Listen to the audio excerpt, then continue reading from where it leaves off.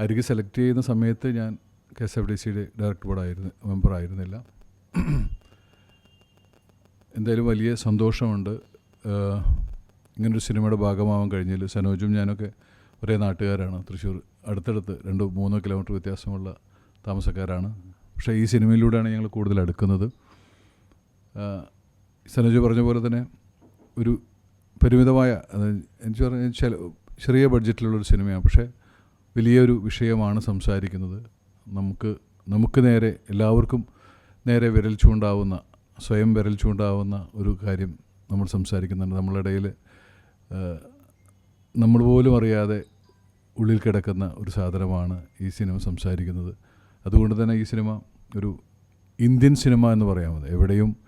ഇന്ത്യയിൽ എവിടെയും ഇപ്പോൾ നടക്കുന്നതുമായിട്ടുള്ള അല്ലെങ്കിൽ നടക്കാൻ സാധ്യതയുള്ളതുമായ ഒരു കഥ കൂടിയാണ് നമ്മൾ ഈ സിനിമയിൽ പറയാൻ ശ്രമിക്കുന്നത്. പറഞ്ഞ പോലെ ഈ 1.5 കോടി എന്ന് പറയുന്ന ബഡ്ജറ്റിൽ നമുക്ക് സിനിമ നിർമ്മിക്കുകയും അത് വിതരണം ചെയ്യുകയും അതിനുള്ള പരസ്യം, ഇപ്പോൾ വലിയ സിനിമകൾ എന്നൊക്കെ പറയുന്നത് 1.5 കോടി 2 കോടി രൂപ മിനിമം അവർ മാർക്കറ്റിങ്ങിന് വേണ്ടി മാത്രമായിട്ട് ചിലവഴിക്കുന്നുണ്ട്. നമ്മൾ ഈ സംഖ്യ കൊണ്ട് തന്നെ മാർക്കറ്റിങ്ങും എല്ലാം കൂടി നമ്മൾ ചെയ്യുകയാണ്.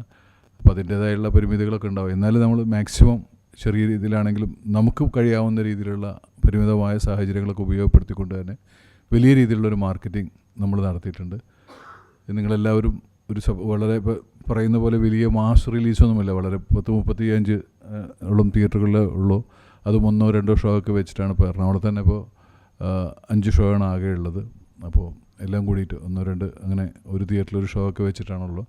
അപ്പോൾ ആ ഷോയുടെ സമയങ്ങളൊക്കെ അറിഞ്ഞുകൊണ്ട് ആളുകൾ പോകുന്നുണ്ട്. വലിയ രീതിയിലുള്ള ഇപ്പോൾ കൊടകര എന്നല്ലേ വിളിച്ചത് അല്ലേ? രാവിലത്തെ ഷോ ഒക്കെ കഴിഞ്ഞ് ഇപ്പോൾ ഞങ്ങളുടെ നാട്ടിൽ നിന്ന് കേച്ചിരുന്ന് ഷോ കഴിഞ്ഞു, കൊടകര അത് ഇൻ്റർവെല്ലായി എന്ന് പറഞ്ഞിട്ട് വിളിച്ചു. അപ്പോൾ ആളുകൾ റെസ്പോണ്ട് ചെയ്തിട്ട് നല്ല രീതിയിൽ.